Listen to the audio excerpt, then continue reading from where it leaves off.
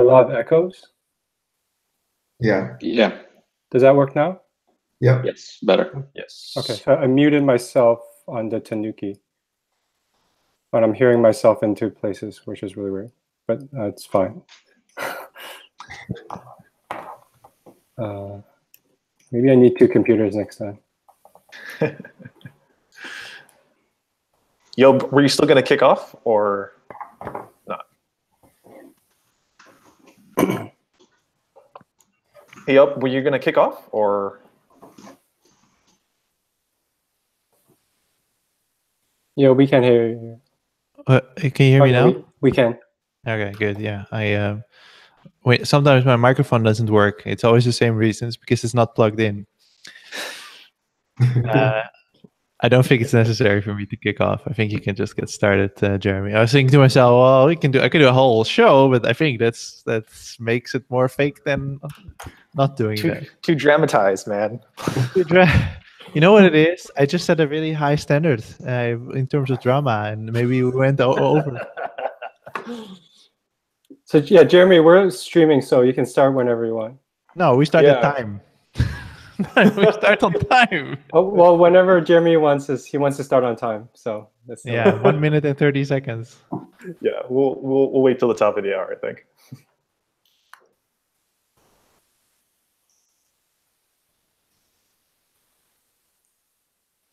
So, how's everybody doing? Good. Super excited to kick off 11.4. There's a lot of great stuff in this release. I'm really excited to talk about it. There definitely is.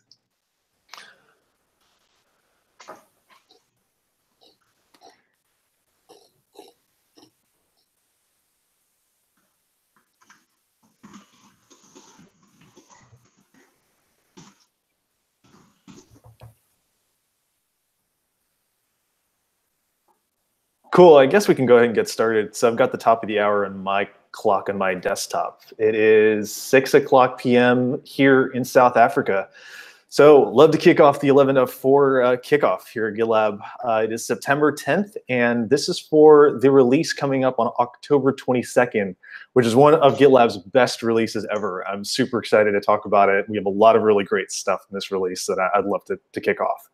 So I'm going to first share my screen and kind of talk to a few items here on the managed side. Let me see if I can go ahead and do this. I'm going to go ahead and share my entire screen, I guess.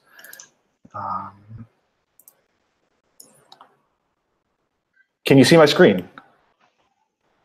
We see all of it. Awesome. Perfect. Perfect. So I'm Jeremy. I'm the PM of the managed team, kicking off these items that you see here on the left that I'm super excited to talk about. So the first item that the managed team is working on is a new way to auth with GitLab that I'm super excited for. This is authentication in GitLab using a physical token called a smart card or common access card. And this is one of the most popular requests from the public sector team and large government organizations that want to use this token to auth with GitLab. So we're doing it. Here in 11.4, we're kicking off the very first iteration of this particular feature and allowing you to use your common access card to actually auth into GitLab. If you haven't created a user, it'll register a user for you. And if that user already exists on your GitLab instance, you'll be able to use that card, log in as that user, and then and utilize GitLab. We have several more iterations of this feature, and this is just the starting point. But we're super, super excited to be able to support this level of authentication in GitLab. The next two items that I want to talk about are related to GitLab.com. And GitLab.com, it sometimes is a challenge for users to manage billing. And our vision for this is to make this very, very easy for users that use GitLab.com to manage billing, to manage their groups, and to make adding users to this groups just an absolute breeze. So in the future, what you'll be able to do is you'll be able to see like the number of users in your GitLab.com group directly from your billing area. And whenever you want to add a user, you don't need to hassle with going to the customer's portal. You'll simply be able to just simply add them to your group and be able to reference the GitLab.com billing area for your group and to see exactly how many members you're being charged for. Another iteration on billing for .com that I'm excited about is we won't be charging for guests in .com gold groups. So we added this feature to GitLab Ultimate and made guests completely free for self-hosted. But we're also adding this to GitLab.com Gold, where guests will no longer be count against your license limit, and those will be those users will be free. So feel free to add as many guests as you'd like to your .com Gold group and get the most out of GitLab. The next three items I'm super excited to talk about are some really cool UX improvements that I would love to talk about. The first is this add status message from within the user menu. In our last release, we added these really, really awesome statuses for each users. But currently, they're actually hidden into the settings page. And what we want to do is make this really, really easy for users to use within GitLab.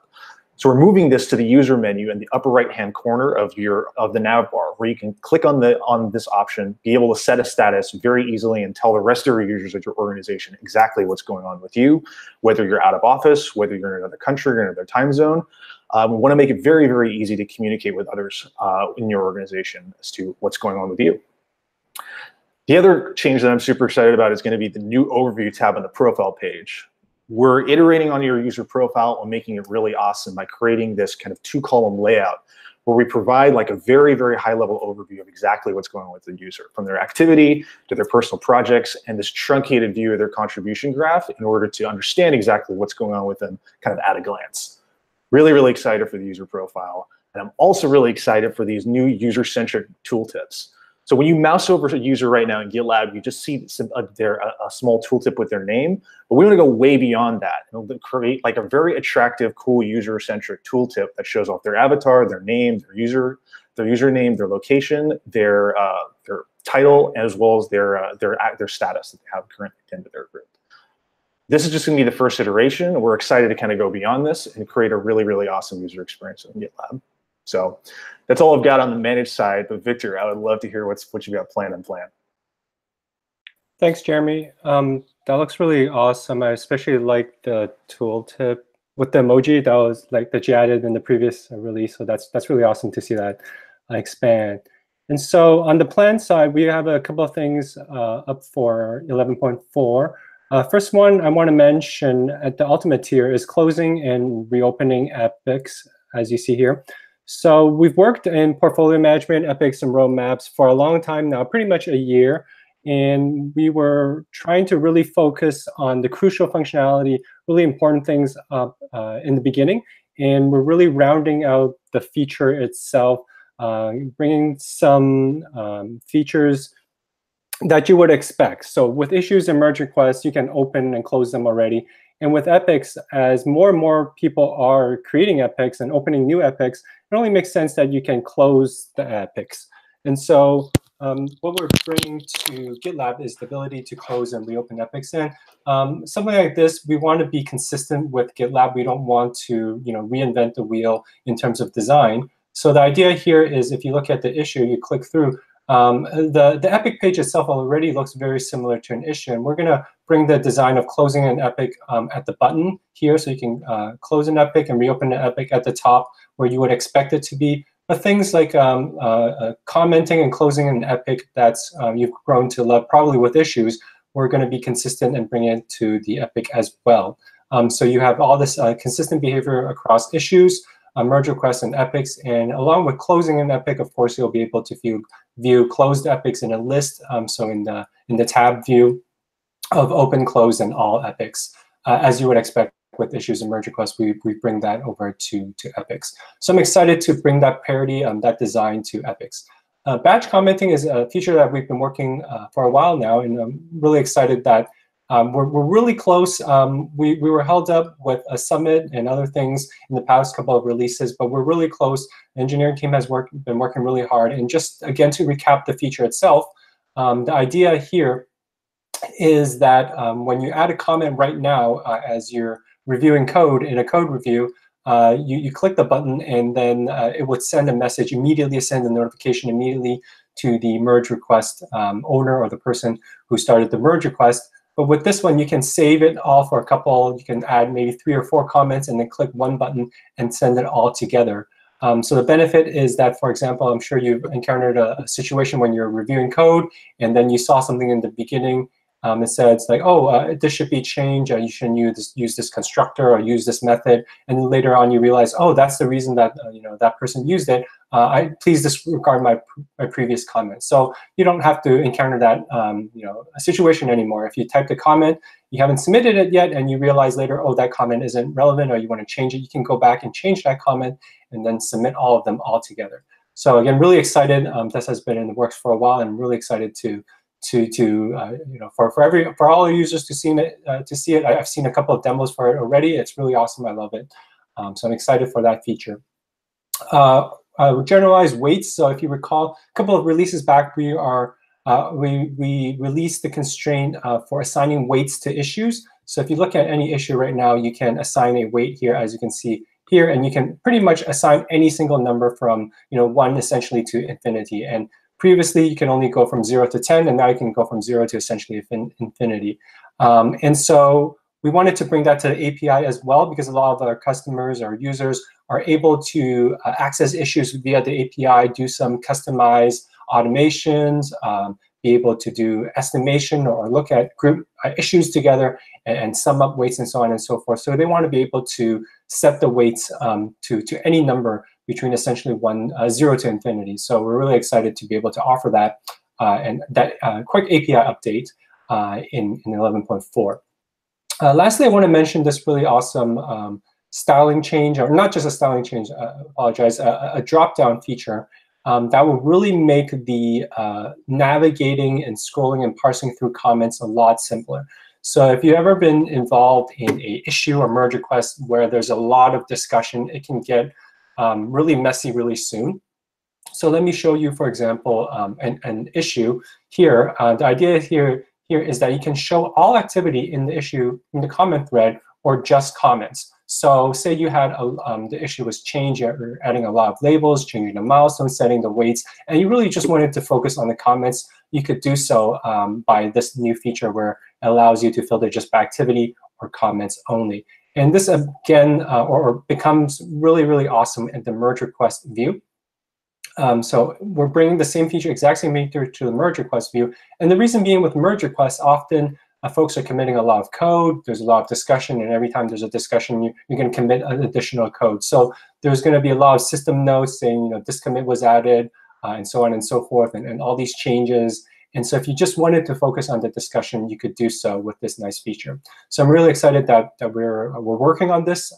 We've had this design for a while, and we just needed the extra capacity to bring it home. And so we've already started this, and we're aiming to finish this up and wrap it and ship it in 11.4. James, you're up. Thanks, Victor. I'll share my screen as well.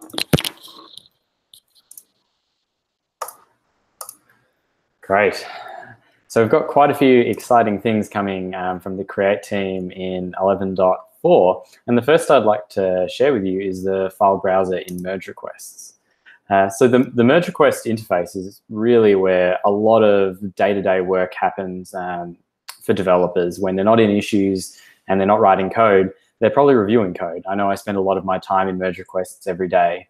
And one of the really big challenges with merge requests currently is that when there's more than a couple of files changed, it's just a wall of text diffs. So what we're looking to do is add a file tree. And here are a couple of mock-ups in the issue. And so the idea is, rather than having to scroll through a large number of diffs, which can sort of be hard to navigate, you end up a couple of diffs down, and you realize you want to look back at the first file, and it's hard to jump around and move backwards and forwards between files, which is a really important part of merge requests. You're trying to understand not just which lines were changed, but how they relate to each other, and the logic and the structure of the change and what it's going to do to your application, not just, is this correctly indented? And so navigating between files is a really important part of that.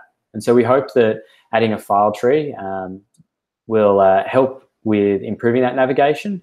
And we think it'll provide a really great starting point for future iterations, where we can make it easier to filter and find exactly the files you're looking for. So in a large merge request that touches back-end and front-end code, you might only want to look at the backend code or the Ruby files. And so being able to filter and search just for the Ruby files is going to make it much faster and easier to get to the code that you need to review and quickly switch between just the files that are relevant to you in your code review capacity. So this is a really exciting feature coming to Community Edition. Looking forward to everyone's feedback about how we can build on this and make code reviews even better. Another code review improvement is code owners. This is coming to GitLab Starter Edition. Code owners are a great way of defining which people should take a look at any code changes. So you might have your senior backend engineer be code owners for some of your backend files, and maybe your senior front-end team are assigned as code owners for your front-end files. And that way, whenever anyone touches those files, will automatically suggest that the appropriate person or people for those files should be assigned as an approver to that. And you can be very generic and just sort of put a wildcard and say star.rb, or you can specify a specific path and just even one specific file. And so this allows you to have a really large monolithic project structure and still make sure that the right people are always seeing the right code changes and are getting assigned to merge requests and able to approve them.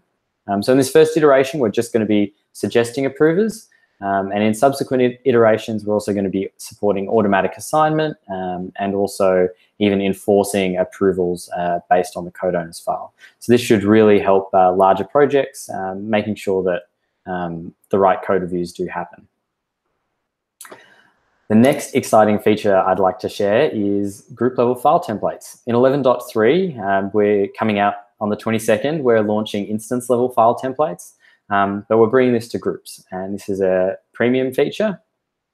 And so what this will allow is for each group, you'll be able to specify custom license templates, custom GitLab CI templates, custom gitignore templates, and custom Docker file templates. So this should make it easy for your organization or team to set up these common files and make sure that they're used consistently. And this is really important if you're creating lots of projects, particularly if you've adopted a microservices architecture and you're always setting up every single project in the same way. Being able to use a file template to get the right CI YAML off the bat is really helpful.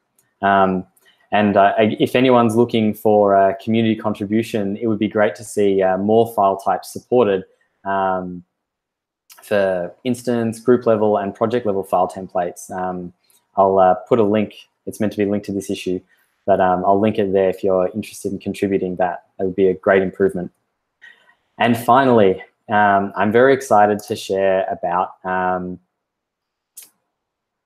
massive improvement coming to the Web IDE, which is a web terminal powered by server-side evaluation.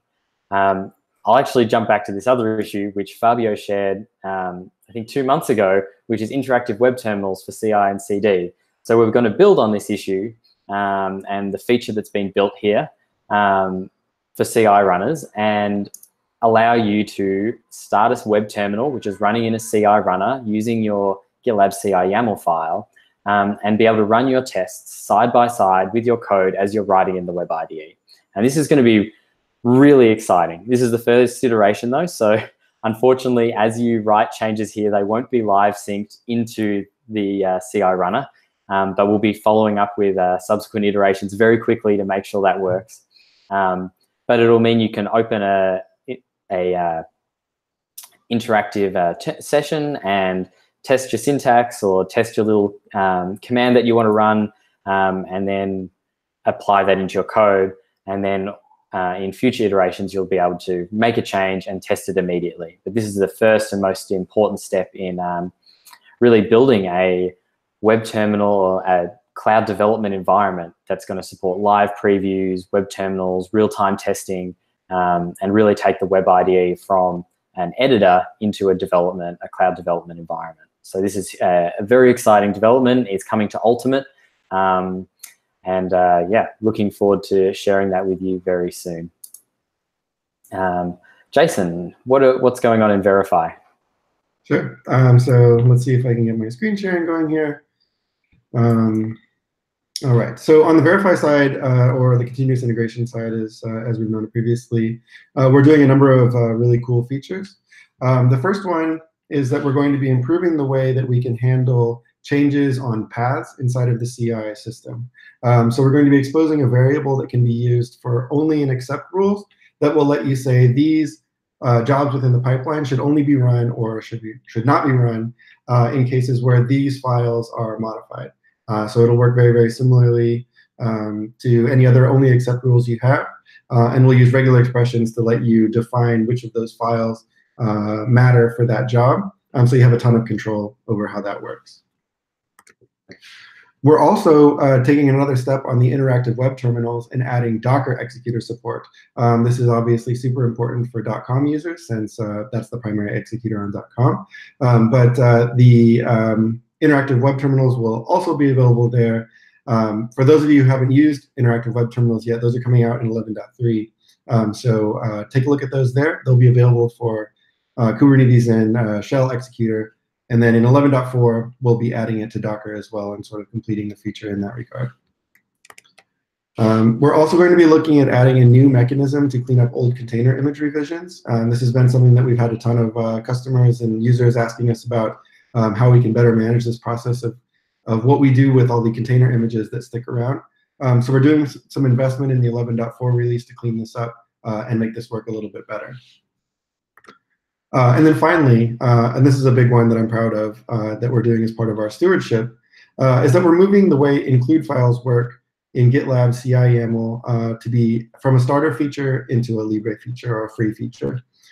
So what that means is that you'll be able to use includes even if you're on the free tier. There'll be compatibility between all of the different configuration files you might use. It doesn't matter if you're using starter or a paid version or a free version. There'll be compatibility and shareability between all of the tiers. And we really want people to be able to do code reuse and to be able to share templates and snippets with each other in order to improve the way the CI works. So proud to be offering this feature as a free feature going forward. With that, I'll turn it over to Josh for package. Thanks, Jason. Yeah, so we have Adam here coming for packaging. Last release, we shipped a great first MVC of our Maven integration. And so you actually be able to push your Maven repositories and your snapshots and things like that up into GitLab. And we can hold them for you, as you expect, for a Maven repository. And so that's super awesome. And we're trying to make it easier to use here in this release by having a template to kind of get you a running start here to include in your project, along with some helpful hints on how to best make use of it. This will hopefully make it easier for folks to take advantage of the Maven integration as we continue to further improve on this area of our product or our packaging features. So thanks, DZ, for getting that first version out there last release and continuing to try and make it easier to get going here this one. Jason, back to you for release features. All right, thank you. Yeah, just one more feature for the release side of things. And that's the ability for pipelines to schedule time jobs with a use case in mind of incremental rollouts for our Kubernetes feature. So you may notice down here if you've used the time rollouts, or sorry, the staged rollouts for Kubernetes, that this is how it looks. You see these percentages here, and you can click play in order to manually move things through as you're rolling things out. What we're adding is the ability for this to proceed automatically per a schedule that you can define. And so that'll help with teams that are a little bit more mature and are looking to advance the way that they're doing DevOps and want to build monitoring and other controls around the incremental rollout that they're doing. So this feature is going to be able to do that for you. One bonus of delivering this, though, is actually that we're going to be adding a when keyword to jobs in order to do this. And that feature, being able to say when in an hour, when in 15 minutes, will be a feature that's available generally. So it's a win-win in that regard. And then so over to you, Daniel, for configure. Thank you, Jason. Let me go ahead and share my screen here. All right. Okay, so the first item that the configure team will focus on, as we see here, is auto DevOps support for RBAC. So as you know, Kubernetes introduced RBAC in their 1.8 release, and this is an enhanced mechanism for controlling access to the Kubernetes API, and it's now considered kind of a building block for securing clusters. So this is important. So for Kubernetes users that use RBAC, because it has kind of become the standard authorization model for accessing clusters. So it's also important for auto DevOps, as we want to make sure that this feature supports standard industry practices when it comes to security. So with this, we want both users creating clusters from GitLab and users using our Kubernetes integration, as well as users bringing their own cluster to benefit from this enhanced security model. So now if you bring your own cluster that is going to use RBAC, we're going to be able to interact with it from an auto DevOps standpoint. So that's going to be great. The next thing that we're going to work on is going to be supporting database migration and initialization for auto DevOps. So this is a big one, and it's quite exciting as it will enable auto DevOps to address deployments where database needs to be initialized before it will start running, or when an app is updated and it needs to perform a migration in order to work properly. So this will kind of enhance and continue to fortify auto DevOps and bringing it to a wider audience and helping teams easily get started as it will cover a greater base of apps. So we're really excited about this one. It was kind of a long time coming, and we really hope that you are going to be more people are going to be able to realize the power of auto DevOps with this feature. And then finally, continuing with improvements to auto DevOps, we will do some work in making auto DevOps more efficient. So more specifically, we will focus on only performing the relevant jobs for your specific license. So this will make auto DevOps run more efficiently for your given license. So for example, we will only run, let's say, auto browser performance testing if your license is premium, and so on and so forth. So we will look at your license and we will only run the jobs that are relevant to you. So this is valuable not only for time savings, but the experience will be smoother and it will cut down on any possible confusion from the user side. So this will be among a number of planned enhancements that we have for auto DevOps, which will make it even more powerful. So we're very excited to share this with you, and we look forward to your feedback. And Josh, over to you for Monitor. Thank you, Daniel. Let me share my screen here real fast.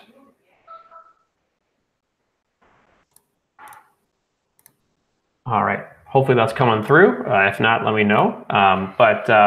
We're doing a couple of great things here for monitoring. The first is that we want to have a place for operations people that they can see when they first log into GitLab that is relevant to them.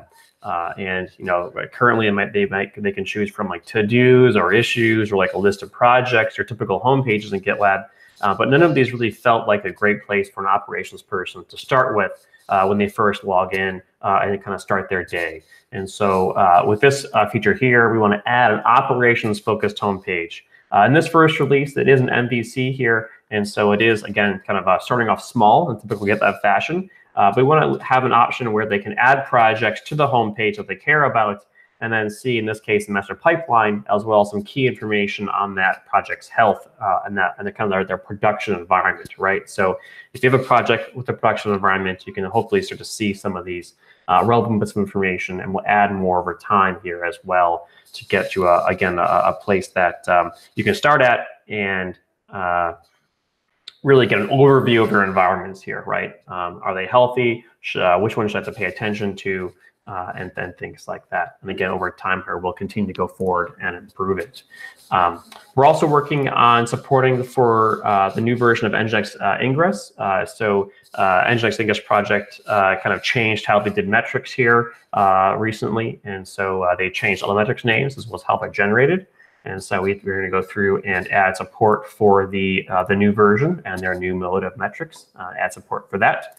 And we're also going to go ahead and add a visual notification for alerts and their thresholds, right? So right now you can configure alerts on a chart, but we don't actually show you kind of where that alert might be, that threshold, right?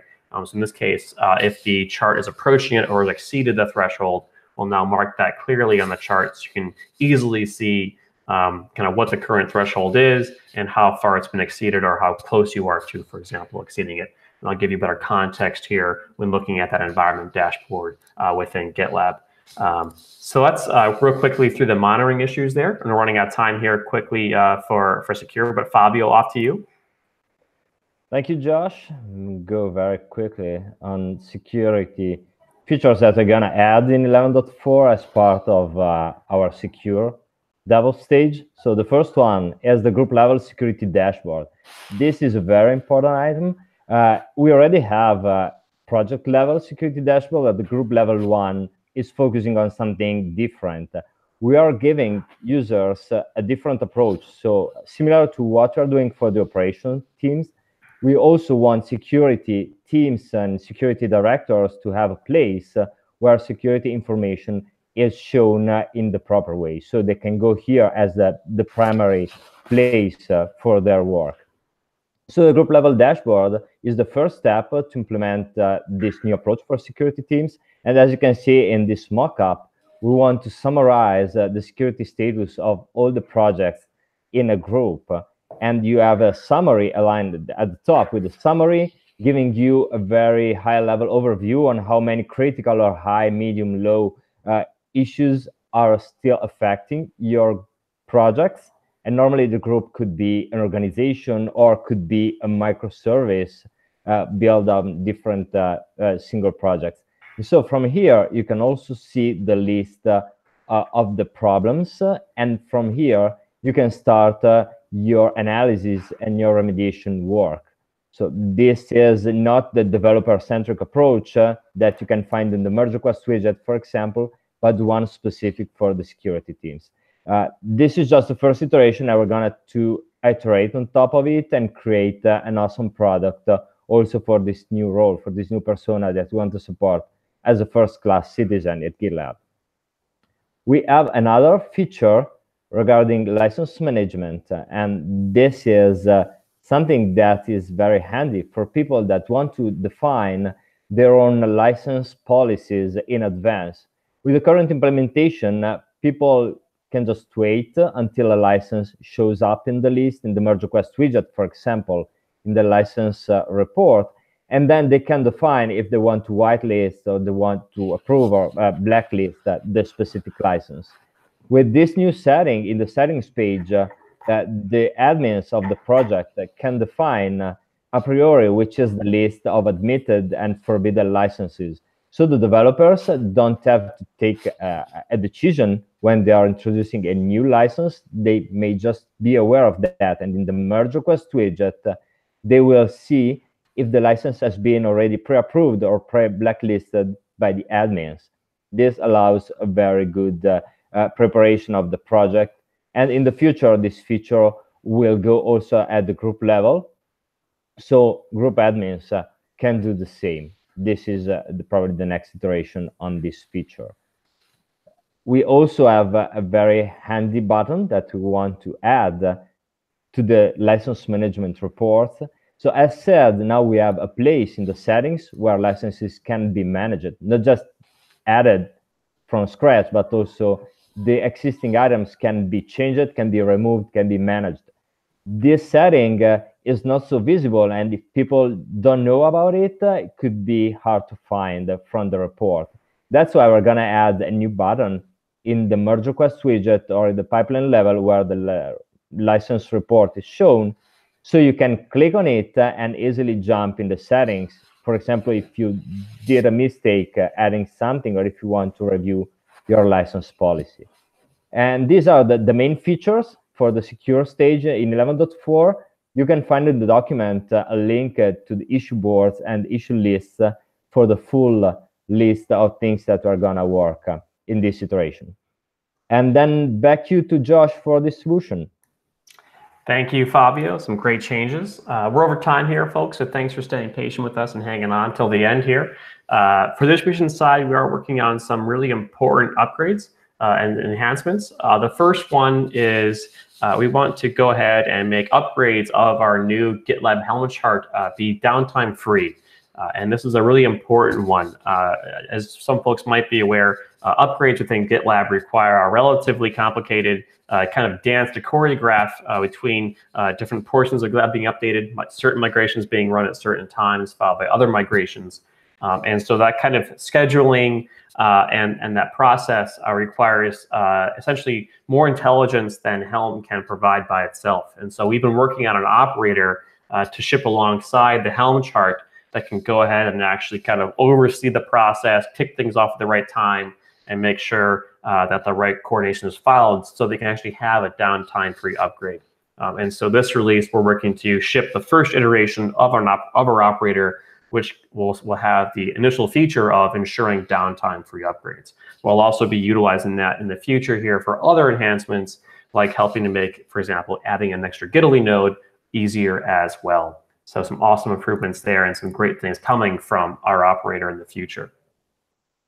We're also working to help fix some things on the backup restore side.